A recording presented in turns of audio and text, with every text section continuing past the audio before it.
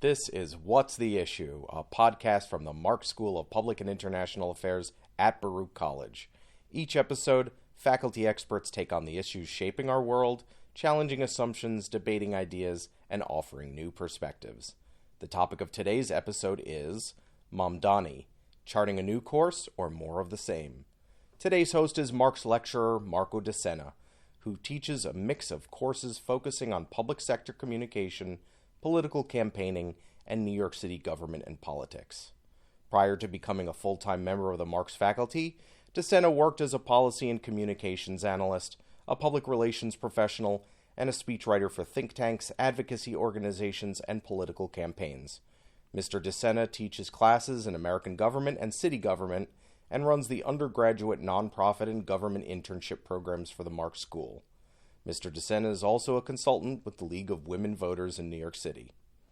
Lecturer DeSena will be joined by Professor Thomas J. Main, whose research interests are liberal democracy and its challenges, and New York City government and politics.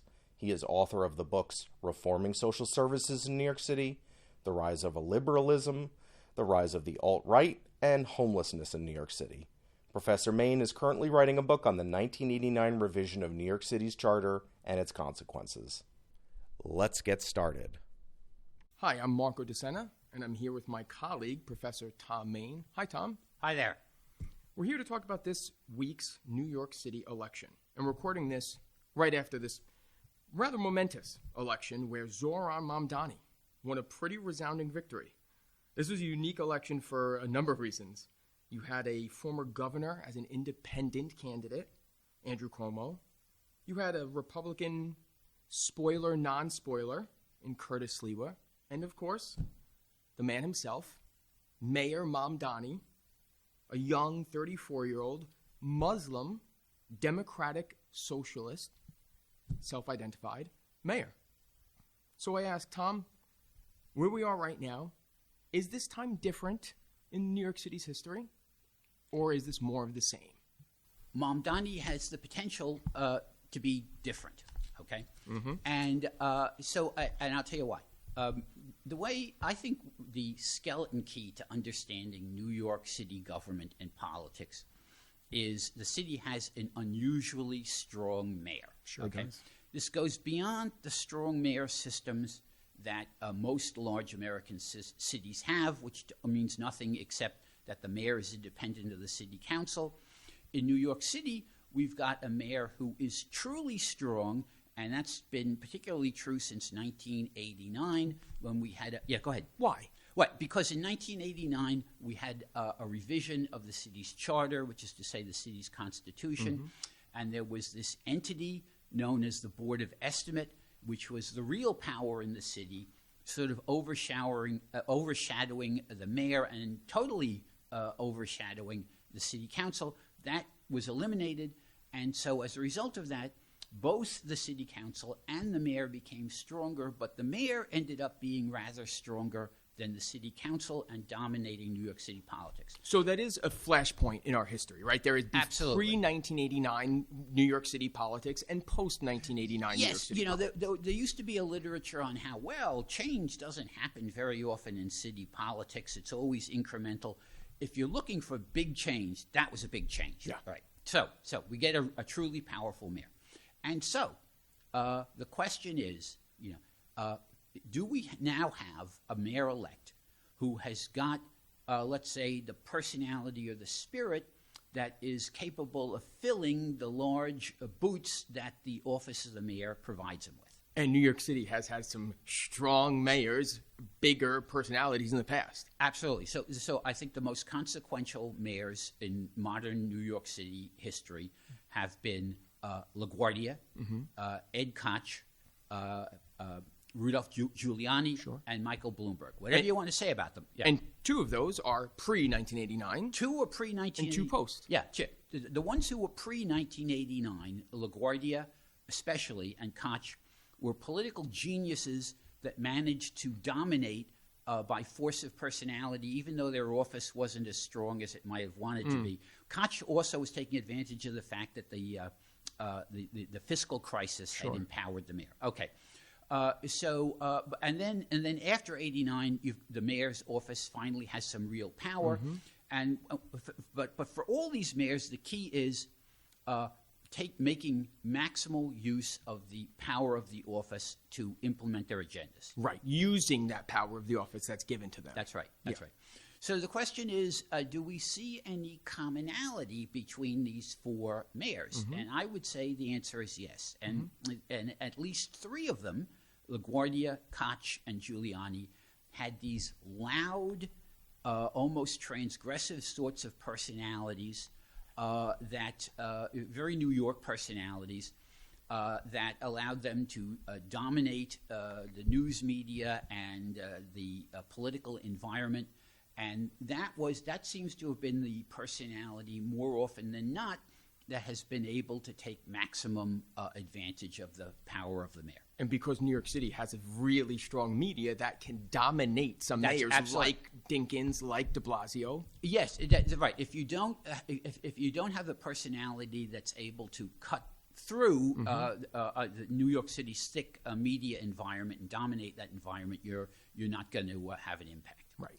And so I guess the question is, does Mamdani have that personality? Okay, so in some ways, he's somewhat different from those three other mayors I mentioned, especially when he was running. He was very articulate. He showed a genius for using social media. Okay, but however, he was kind of soft-spoken. I think because he figured, well, running as an explicitly socialist candidate and as a Muslim, right? Don't want to frighten too many people. So I think he was somewhat softer spoken than those three other mayors I mentioned. Especially early on. Sad but true that he has to be softer spoken for those reasons, but introducing the city to However, despite that, he certainly showed the ability to dominate the media. He certainly showed an ability to articulate positions, to develop a constituency. So, in some ways, he's kind of more similar to another mayor that I think was effective at using the power of the office, who was Bloomberg. So, now ideologically, they're very different. Sure. Bloomberg is a billionaire, and Mamdani is a socialist. Yeah. You might say, oh, my God, there couldn't be two people less alike. Probably very different residences before they became mayor as well, right? A rent-controlled apartment in a penthouse. Yeah, Bloomberg wasn't living in a rent-controlled apartment. In Queens, But the similarity is they were both, as compared with the loud people like Koch and Giuliani, rather softer spoken, dominated by their force of their ability to persuade and their ability to analyze and convince. Underestimated, really, Bloomberg was, I think. Yeah, certainly, especially at the beginning. Many people thought this guy's got no experience in the public sector. He can't possibly make it work. But the thing is, they both had strong egos, strong personalities. So I think Mamdani has got the personality structure that is necessary to fill the space of the office of the mayor. And what really struck me was a few things, and hopefully we'll get into some as we go along, but not only the personality of it, but also the politics and the policy. He absolutely galvanized people. Yes, I mean, the young vote and the sort of kind of young vote in huge margins, also talked about policy in a way different than Bloomberg. I remember Bloomberg put out a book of policy items, and Mamdani was sort of, didn't care how it got done, but we should have this, we should have this, we should do this. Well, it does seem to me that the mayors who have been effective have had a distinct governing vision. Yeah. Right. So with LaGuardia, it was the New Deal. Right. Okay. With Koch was kind of a neoconservative vision. Yeah. Bloomberg, of course, had this vision of the entrepreneurial city. Yep. And Mamdani has this vision of affordability. And Giuliani's, of course, was strong on crime. Yeah, right. Cleaning up the city, and the welfare reform. So again, kind of an extension of Koch neoconservative. They're all they all have this kind of larger than life persona. Yeah, and a distinct governing idea. Yep. Right. Mamdani's got that Sure. in affordability, and he soft pedals his socialism, but it's distinct there. I mean, his proposals to actually operate city-run food stores, Yep. to make buses free, reflect a socialist vision. So he's got the personality, and he's got a governing personality. And these are bold proposals. The bold proposals, yes, and he's got the personality, and he's got a governing vision, and I think those two things are necessary to run New York City and make a difference. And so affordability was also de Blasio's hallmark, right? Tailored to cities, all of that stuff. How are they different? Well, okay. So de Blasio's main idea was inequality. Got it. Okay. So and Good distinction. Yeah, okay. Whereas Mamdani's is affordability. Now let's see. So let's take a look at these two different governing visions. If I had to choose, I would prefer that my governing vision to be affordability. They're both dealing with the same kind of Similar, thing, though, yeah. right? Although They're framing it differently. Yeah, but inequality, if it's defined in terms of income inequality, Right. that's something much harder to deal with. If by this you mean, well, we're going to kind of bring down the income of the people at the top and raise the income of the people at the bottom. That's tough for a mayor to do. That's something that really macroeconomic forces is so strong, and the mayor doesn't have much control over that. And politically, you're setting up people, haves and have-nots, winners, lose, someone you're going to come after, someone you're going to give, where's affordability? Yeah, Everybody wants things to be affordable. No, don't get me wrong. I give de Blasio credit Sure. for a lot of I think maybe one of the two most important things he did, which did advance his inequality agenda against inequality, was one, providing representation of all defendants in housing court. Yeah. That was a big Right. deal. And also Little talked about, yeah. And also the expansion of daycare. For sure. Right. So he did make inroads there. Let's see. Mamdani, okay, he's got affordability. Well, again, this kind of runs up into the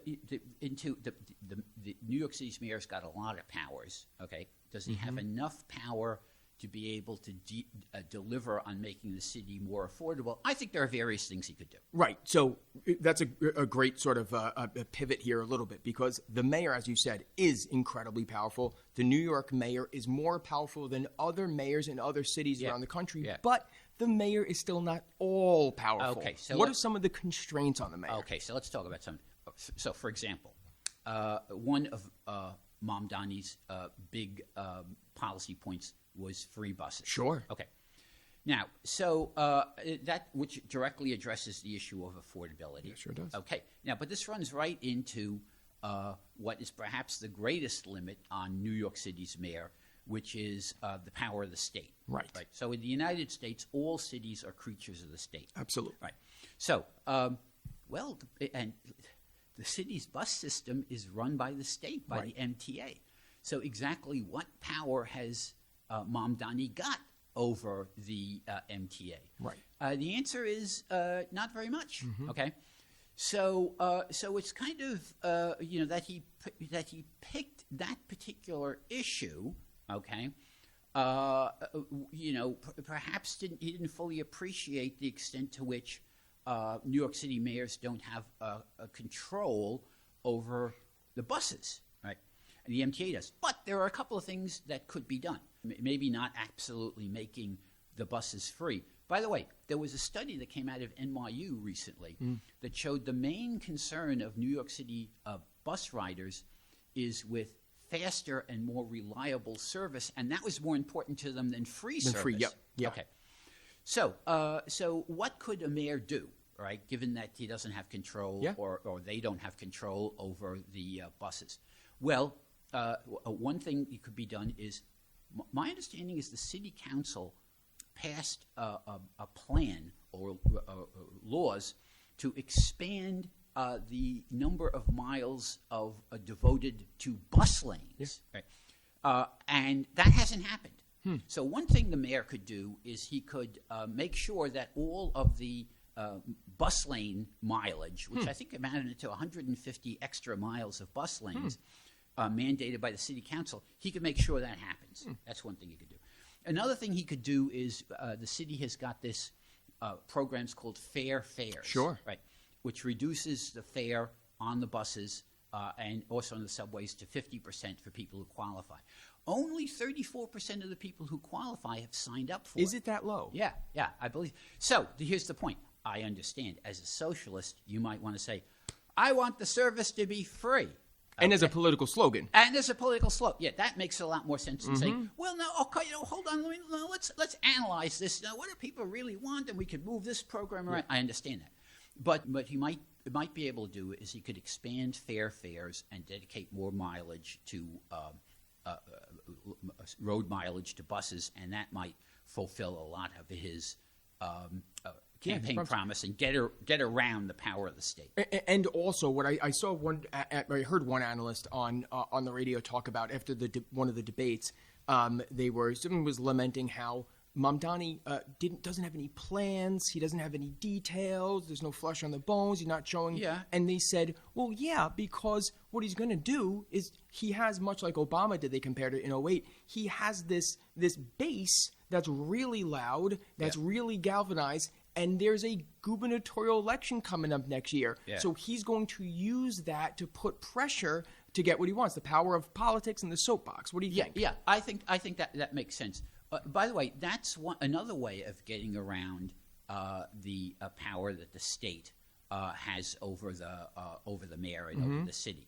So if he can deliver his base and get Hochul reelected, so that Hochul Governor Kathy Hochul, yeah, right, who is now Kathy Hochul relies on Mamdani's base. Does. If he can do that, then he can get the governor in his pocket, which is de Blasio tried very hard, did what he could against a very hostile Cuomo. Yep. In some ways made some progress. Yep. But if Mamdani could plausibly argue, hey, it was me and my base that got you reelected, that might put the power of the governor in his pocket. And she has what is rumored to be a really strong, a tough fight coming up. If the Trump acolyte, Elise Stefanik, runs against her, she's going to need every single vote that Mamdani got. Yeah, well, we'll see. I mean, I live in Jersey City. Sure. Mikey Sherrill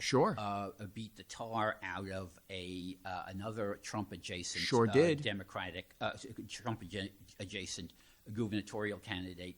So I'm skeptical that a Trump sympathizing candidate could really win. Agreed. Yeah. But if Mamdani is the Pied Piper of his political base, and he says, well, we can swing it in a primary or some, or maybe these people will stay home and not come. There seems to be some power in that. A bit. Yeah, well, I guess. I imagine the Republicans will do everything they can to try to run against Mamdani. Sure. And call him a communist and call him a terrorist and all the rest of it.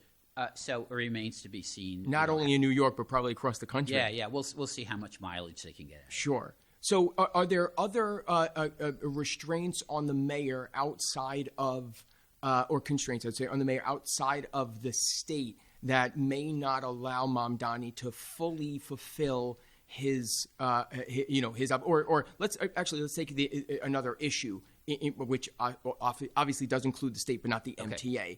He wants to raise taxes. Yes. Okay. So, this is an election year. Again, I would say that the state is the main barrier to the power of the mayor. So, and raising taxes, clearly, the power of the state comes in. Because city, for the most part, needs state approval in order to raise taxes. Right. The city can only control a few taxes: property tax, some business taxes, right? But for income tax or sales tax, for the major taxes, they need the state. Yeah.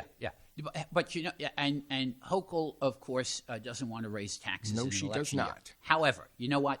By the way, all this talk about how New York City can't raise taxes because it will drive billionaires away, and New York City needs billionaires. That's a hard and fast rule, no? Yeah, there's no evidence that billionaires are in fact driven away by high local taxes. They're not getting out of town? No. Let's see. The Fiscal Policy Institute did a study. New York State raised its income tax in, I believe it was 2021. So Fiscal Policy Institute did a study. Okay, it looked at people who moved out of the state after that, right? Increase in taxes. So the highest tax bracket had the fewest numbers and the lowest level of moving out. Sure. Okay. So, and when you think about it, it makes sense. Sure. Right? Where are they going to go? Yeah. Well, that's so number one. Okay, number one. Do people, rich people, do they leave high tax states to go to low tax states? Well, now, by the way, the people who left New York, for the most part, went to other high tax states like California and Connecticut. Yep. They didn't go to Wyoming. Right. Okay. They didn't go to North Dakota where they have really. Why didn't they do that? Because Wyoming and North Dakota, there's nothing there because they've been low tax states for a long time. There are no services. There are no good schools. There's nothing. Why would you want to go there? Right. Apologies to our friends in Wyoming and North Dakota. Well, beautiful, but it's not New York. Right. Yeah. So especially by the way, you got to keep in mind that most billionaires, people who have a lot of money, are older. Okay. So and they're older. They've put down roots, in the community. It's easier for younger people to move. So for that reason, billionaires tend to be less mobile. And there's even a theory that it's actually higher taxes are actually create an environment that is better for billionaires. And by the way, Bloomberg understood this. Sure. Bloomberg was not a low-tax conservative. Bloomberg's philosophy was and Bloomberg actually raised taxes at several points. Why? Because you've got to keep up services that attract high-income people. Make people want to be here and want to stay here. Yep. So I would say this. I would say I'm all in favor of seeing New York City tax the rich more than it's doing. And I don't think it's going to drive – I don't think – there may be other things that drive businesses out of New York City. High taxes are not one of them. Right, but it still stands that in order to do that, you need to convince the state. Yeah, and Hochul may not want to be associated with a tax increase while she's running for re-election. That's sure, true. So that's a problem. There's this other. I really wanted to get through this entire conversation without mentioning this name, but there is someone else that loomed, I guess, not really that large in this election, but that could loom larger in the gubernatorial election is President Trump. Yeah. Now, presidents don't control cities. Right. Presidents don't control states. Right. They do have an impact, though. Yeah. Well, Trump is breaking all sorts of barriers, and he is threatening to not deliver federal funds to New York City. In retaliation for the election of Mamdani. He, since he's perfectly willing to break the law, he may be able to do that. Sure. So, for instance, congestion pricing, which is even before Mamdani came on the scene, he wanted to cut back on New York City's transit subsidies.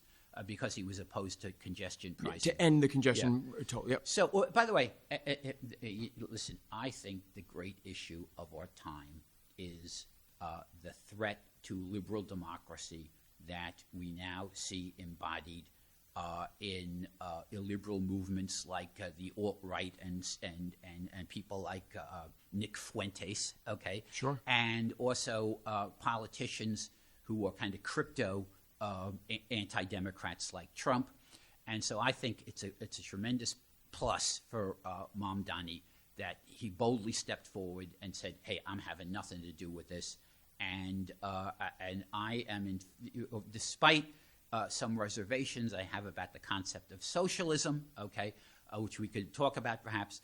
I say it's all shoulders to the wheel against Trump. And if we've got an anti-Trump socialist mayor of New York City, that's fine with me. Which is really interesting because it was framed for much of this campaign. It was framed as Trump would use Mamdani's campaign and election right against you just brought up an interesting point where it can go the other way as well. Right? Mamdani can use there's a congressional election as well upcoming, and Mamdani can use Trump and those. Yes. Sure. Well, it's very his interesting. actions. Mikey Sherrill apparently, the new governor-elect of New Jersey, Jersey, Democrat. She was strongly anti-Trump, right. And the person she was running against was pro-Trump, and it worked tremendously to her advantage. It did. Right. So it seems that certainly in these. In blue states and even in New Jersey, which is maybe light blue, the anti-Trump position is a net plus and a positive for Mamdani. Yeah, and it's fascinating how obviously there are the sort of 3 Ps, right, that come into this. It's not only policy, it's politics and personality, right? Whether you can be a successful mayor. So if you had to maybe pick a time or a mayor, some type of corollary in the past to link this time with, to say whether you think Mamdani is going to ultimately be able to get his, not all of his policies passed, right? But maybe be successful in some way, chip away at some stuff. Where would you go in thinking historically that we're kind of in a similar maybe? Well, I mean, the people who are typically thought to have been New York City's greatest mayors, right, or LaGuardia, and Bloomberg in some recent polls of experts has displaced LaGuardia, and I think now obviously ideologically. Mamdani has a lot more in common with LaGuardia. And by the way, I think when he was asked who his favorite recent mayor was, this is reaching back a bit, but it's still in modern times. Sure. He mentioned LaGuardia. Yeah. Right. So I could see Mamdani in the mold of LaGuardia. Again, there are obviously dramatic differences between Mamdani and Bloomberg. You might say, in some ways, they're polar opposites: the billionaire and the socialist, the businessman and the politician, the young and the old. But however, number one, Bloomberg was not a low tax Republican. Yep. He was a high tax Republican. Okay, so that's similar to Mamdani, and. Also, Bloomberg displayed kind of quiet strength, and we describe Mamdani's persona as quiet strength. Well, he's now since he's been elected, he's speaking up more. A couple of days, Anyhow, let's see. If clearly, if you had to pick one former mayor who was successful that Mamdani could pattern himself after, it would be LaGuardia, and I think that's plausible. And boy, would he love to hear that, right? Using that as well. So I want to just do a couple things before you wrap up. But you've how people say he wrote the book on. You literally wrote a book on homelessness. Okay. And there were the issues that were brought up in this election. I thought were fascinating compared to previous elections. Yes. Now I went back and looked. The Adams election 21. You kind of.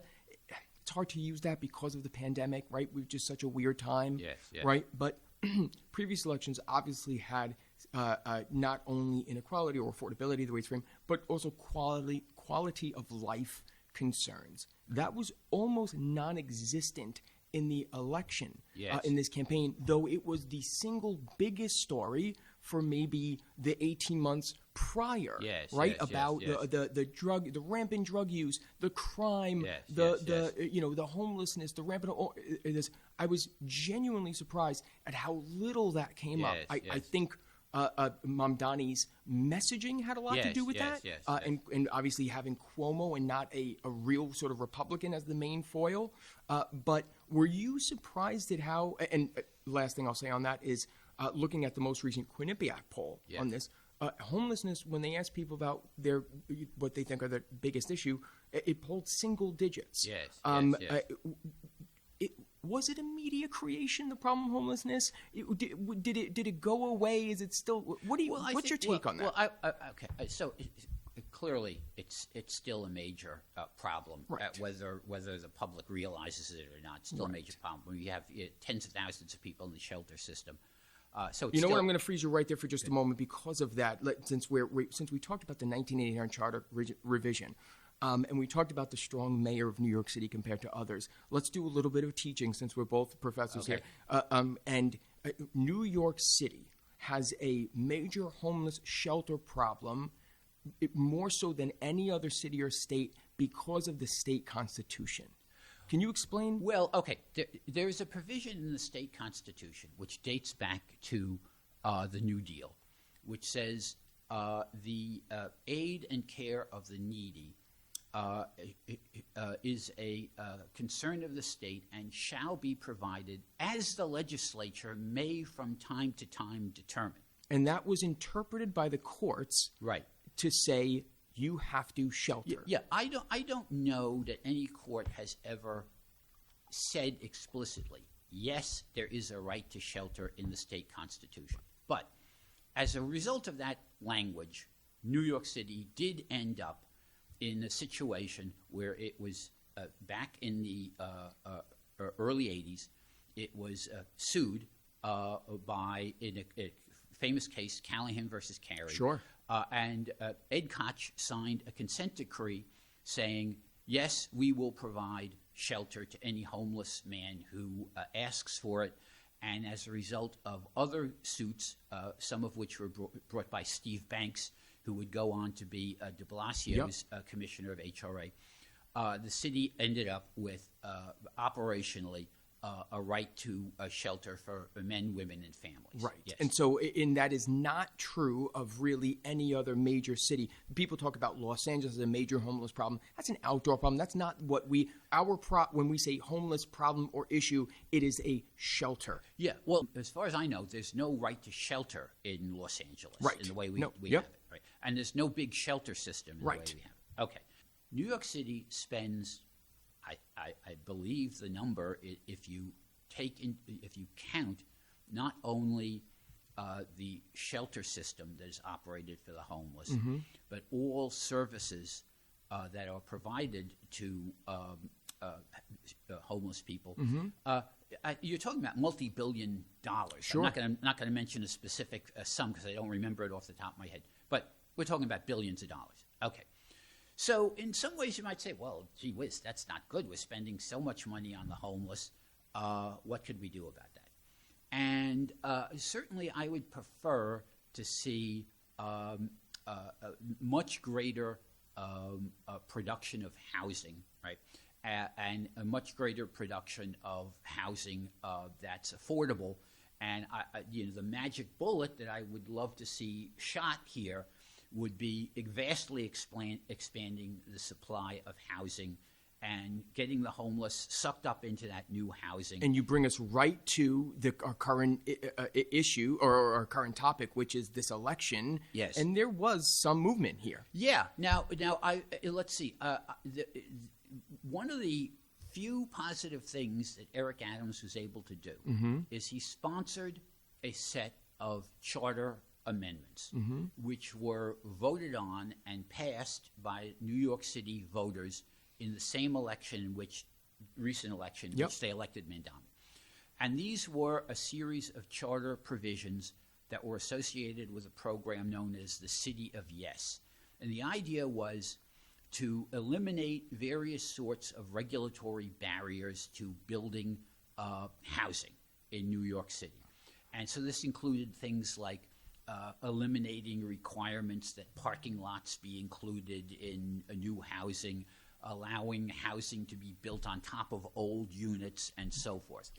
And so there were a series of charter amendments that would make these sorts of deregulatory housing construction, deregulatory provisions permanent in the city charter.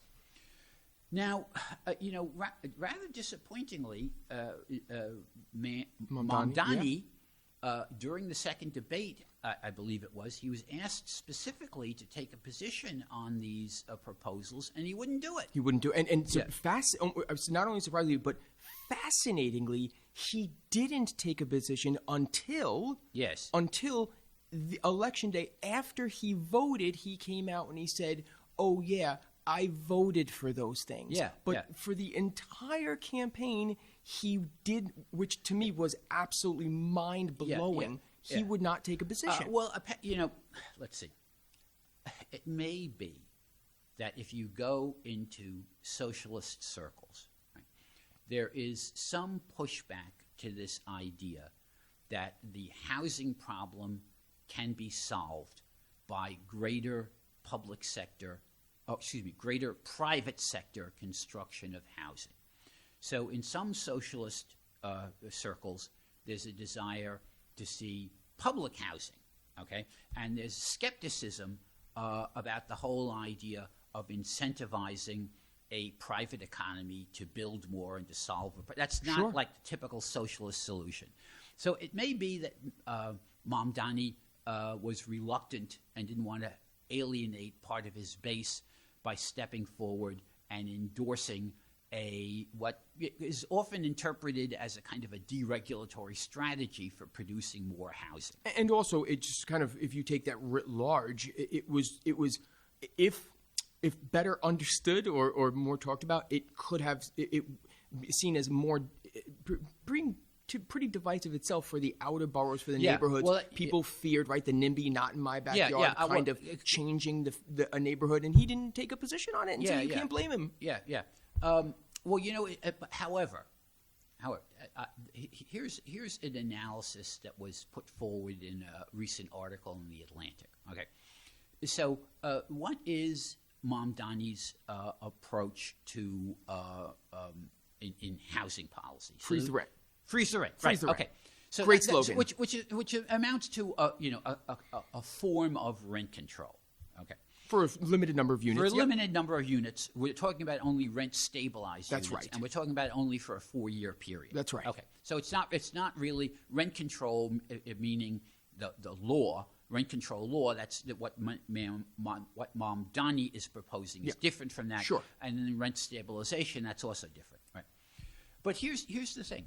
It may be that the political deal that has to be cut in order to lower barriers to building new units. And these new units would get built in the outer boroughs, which are less dense, and they're going to oppose that. Okay, so how could you get those folks on board? Answer, let's have some kind of rent freeze or rent control now so that people who are in units, okay, in these neighborhoods, all right, that might be subject to more development, freeze their rents, and then they'll say, oh, okay, now we feel safe. We feel that we're not going to get displaced. Build away. And then therefore build away.